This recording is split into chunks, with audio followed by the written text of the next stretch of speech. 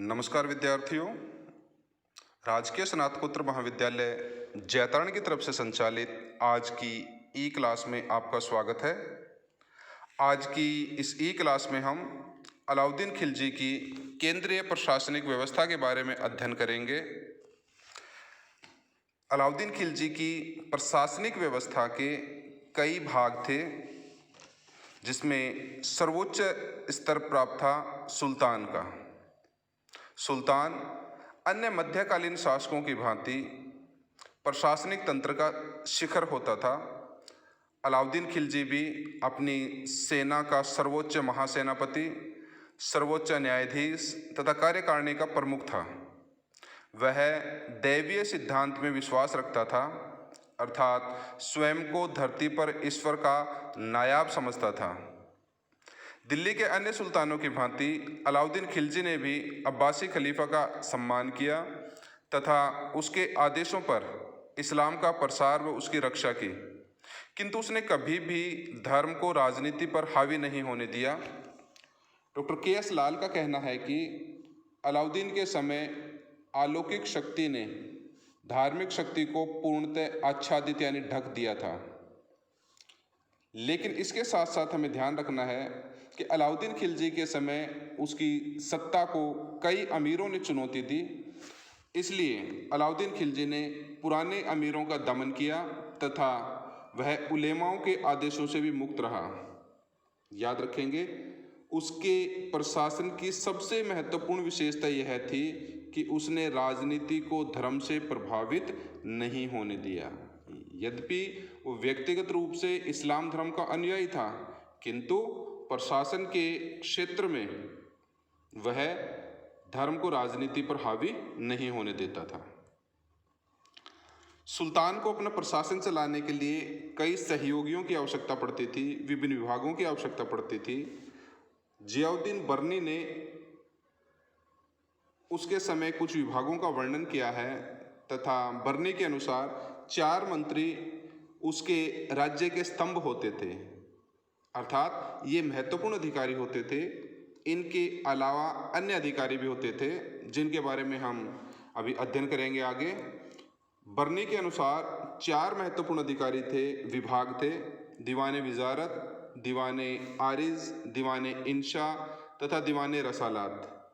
छात्र इन चारों विभागों के नाम, इनके अधिकारियों के नाम तथा प्रमुख रूप से इनका कार्य क्या होता था उसके बारे में याद रखेंगे। अमूमन इन विभागों से के नाम तथा इनके कार्यों को मिलान करने का प्रश्न एग्जाम में आता रहता है। पहला है दीवाने विजारत। दीवाने विजारत का प्रमुख वजीर होता था और बर्नी का तो यहाँ तक कहना है कि एक बुद्धिमान वजीर के बिना राजत्व व्यर्थ है। वजीर सुल्तान का निकटतम सहयोगी होता था तथा जब सुल्तान सैनिक अभियान पर जाता था तो कई अवसरों पर वजीर ही राजधानी का प्रबंध करता था, उसकी जिम्मेदारी उठाता था। वजीर का सबसे प्रमुख कार्य राजस्व वसूली की होता था। इसके अलावा वह प्रांतपतियों अर्थात प्रांतीय सूबेदारों का निरीक्षण भी करता था। वह शाही सेनाओं का कई बार अवसर पड़ने पर नेतृत्व करता था। अन्य मंत्रियों और विभागों के कार्यों की देखभाल भी करता था। वजीर की सहायता के लिए कई अन्य कर्मचारी होते थे, जिसमें 2 प्रमुख थे: मुशर्रफी के मुमालिक अर्थात महालेखापाल तथा दूसरा मुस्तौफी ए मुमालिक अर्थात महालेखा परीक्षक। मुस्तौफी के अधीन वकूफ नामक एक अन्य कर्मचारी होता था, जो कि व्यय के पदों का निरीक्षण करता था। इस पद का प्रारंभ अलाउद्दीन खिलजी ने किया था। छात्र विशेष रूप से याद रखेंगे कि वकूफ नामक पद का प्रारंभ किसने किया?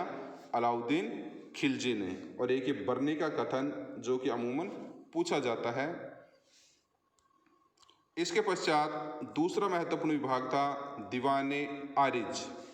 यह सैन्य विभाग होता था तथा इसका सर्वोच्च अधिकारी आरिज़े मुमालिक कहलाता था। जिस प्रकार से दीवाने विजारत का प्रमुख अधिकारी वजीर होता था, उसी प्रकार से दीवाने आरिज का प्रमुख अधिकारी आरिज मुमालिक होता था तथा इसको वजीर के पश्चात दूसरा महत्वपूर्ण अधिकारी माना जाता था। इसके प्रमुख कार्यों के अंतर्गत सेना की भर्ती करना, उनमें वेतन बांटना, सेना की साज सज्जा व दक्षता की देखरेख करना, सेना की संरक्षण की व्यवस्था करना, ये प्रिंटिंग मिस्टेक है थोड़ा, वह युद्ध के समय सेनापति के रूप में जाना भी उसके प्रमुख कार्य थे।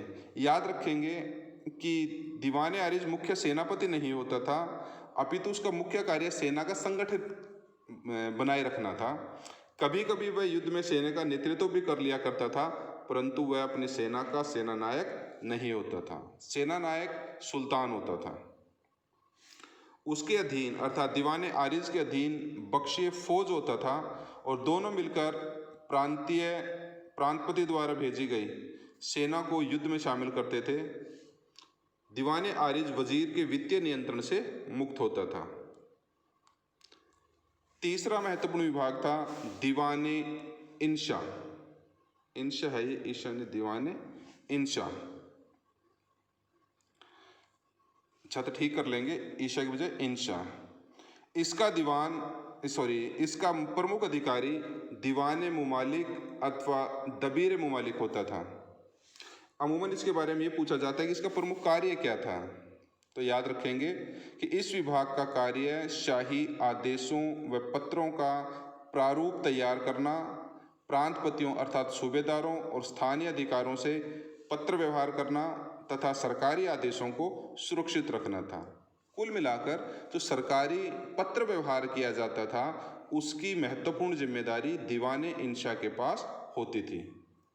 इस विभाग में अनेक सचिव होते थे जिन्हें दबीर कहा जाता था। आप याद रखेंगे कि सुल्तान का सचिव जो होता था, मुख्य सचिव, वो दबीर खास कहलाता था और वही सुल्तान अर्थात अलाउद्दीन खिलजी द्वारा भेजे गए पत्रों को तैयार करता था। इसके अलावा वह सुल्तान के सैन्य अभियानों की सफलताओं का रिकॉर्ड भी तैयार करता था। तो कुल मिलाकर दीवान इंशा का प्रमुख कार्य था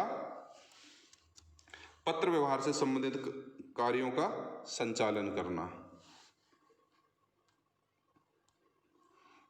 फिर आता है दीवान रसालात।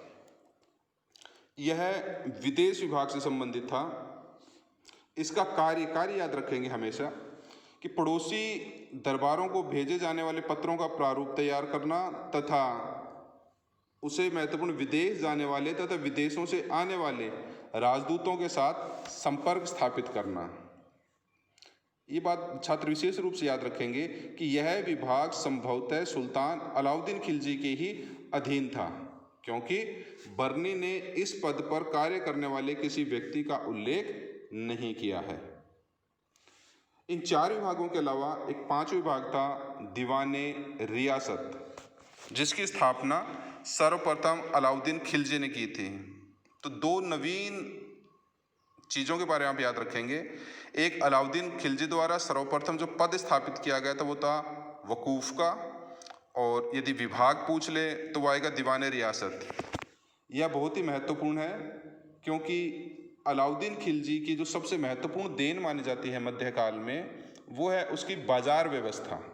छात्र याद रखेंगे अलाउद्दीन खिलजी को सल्तनत काल का अर्थशास्त्री भी कहा जाता है और उसकी सबसे महत्वपूर्ण सफलता थी बाजार व्यवस्था, और इस बाजार व्यवस्था पर नियंत्रण रखने के लिए, उसे सफलतापूर्वक संचालित करने के लिए अलाउद्दीन खिलजी ने जिस नवीन विभाग की स्थापना की थी उसका नाम था दीवान रियासत।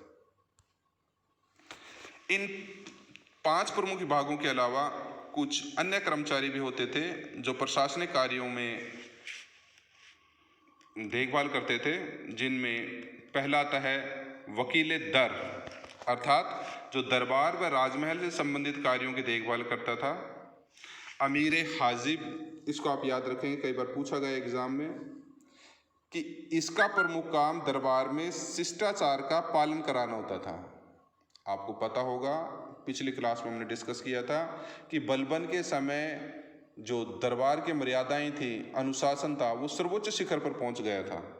तो अमीर हाजिब का प्रमुख काम यह था कि दरबार में अनुशासन व शिष्टाचार बनाए रखे। सुल्तान के अंगरक्षकों को जानदार कहा जाता था तथा उसके अंगरक्षकों का जो प्रमुख होता था, अध्यक्ष होता था, उसे सरजानदार कहा जाता था। इसके अलावा अमीर आखूर अश्वशाला का प्रधान होता था और छात्र याद रख सकते हैं कि ये पद रजिया के समय विशेष रूप से चर्चित हुआ था जब उसने याकूत को अमीर आखूर के पद पर नियुक्त किया था। तो आप याद रख सकते हैं अमीर आखूर अश्वशाला का प्रधान होता था। केंद्रीय प्रशासन के प्रमुख अधिकारियों की विवेचना के पश्चात अब हम न्याय विभाग के बारे में चर्चा करेंगे।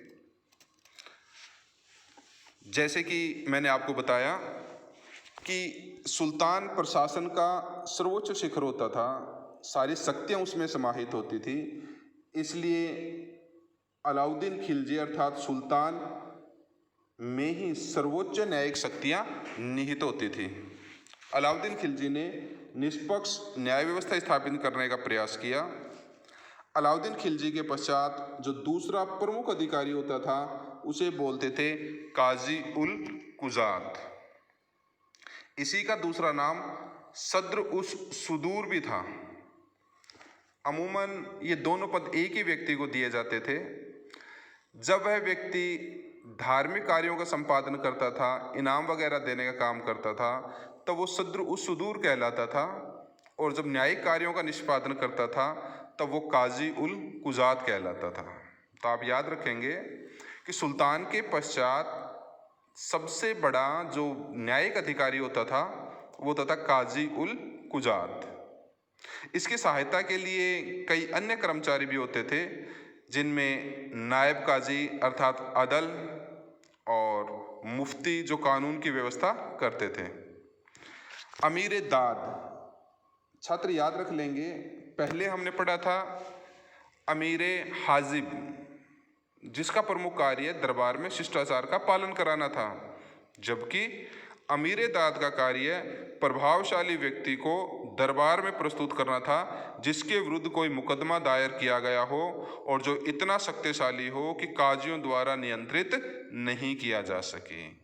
कहने का मतलब है कि यदि कोई उच्च पदाधिकारी प्रभावशाली पदाधिकारी होता था और न्याय व्यवस्था के प्रभावित करने की क्षमता रखता था, तो ऐसे व्यक्ति के विरुद्ध मुकदमा अमीर दाद द्वारा दरबार में प्रस्तुत किया जाता था।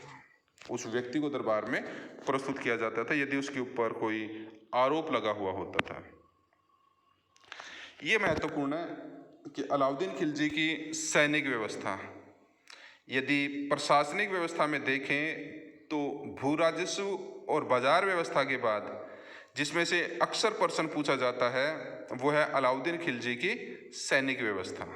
तो छात्र इसको अच्छी तरीके से याद रखेंगे, कई बार इसमें से प्रश्न पूछा जाता है और हमने इसमें जो महत्वपूर्ण प्रश्न हैं प्रतियोगिता परीक्षा के दृष्टिकोण से उन्हीं का समावेश किया है। जैसे कुछ तथ्य हैं उसके सैनिक सुधारों से संबंधित कि दिल्ली के सुल्तानों में अलाउद्दीन खिलजी प्रथम सुल्तान था जिसने शक्तिशाली स्थायी केंद्रीय सेना की स्थापना की थी। याद रखेंगे केंद्रीय सेना पहले भी होती थी इल्तुतमिश के समय से भी, लेकिन उसने एक परमानेंट केंद्र में सेना की स्थापना की जिसकी संख्या फरिश्ता के अनुसार 4,75,000 अश्वरोही थी। युद्ध के अवसर पर सैनिक अपने स्थान पर किसी अन्य व्यक्ति को न भेज दें, इसकी रोकथाम के लिए अलाउद्दीन खिलजी ने एक नई प्रथा शुरू की जिसे हुलिया प्रथा भी कहा जाता है, अर्थात सैनिकों का हुलिया लिखना। बाद में इसी प्रथा को चेहरा नाम दिया गया। इसके अलावा उसने दूसरी जो प्रमुख व्यवस्था शुरू की वो थी घोड़ों को दागने की प्रथा, अर्थात घोड़ों पर राजकीय चिन्ह लगाना जिससे उनकी गिनती के समय अदला बदली करके भ्रष्टाचार न किया जा सके। तो 3 प्रश्न महत्वपूर्ण अभी तक आप याद रखोगे। पहला कि उसने स्थायी केंद्रीय सेना की स्थापना की, दूसरा सैनिकों का हुलिया लिखने की प्रथा और घोड़ों को दागने की प्रथा शुरू की। इसके अलावा अलाउद्दीन खिलजी के समय मंगोल सैन्य वर्गीकरण अर्थात मंगोलों की दशमलव पद्धति को सेना में पूर्ण रूप से क्रियान्वित किया गया। दशमलव पद्धति का मतलब है 10, 100, 1000 इस प्रकार इकाइयों में सेना का विभाजन किया गया।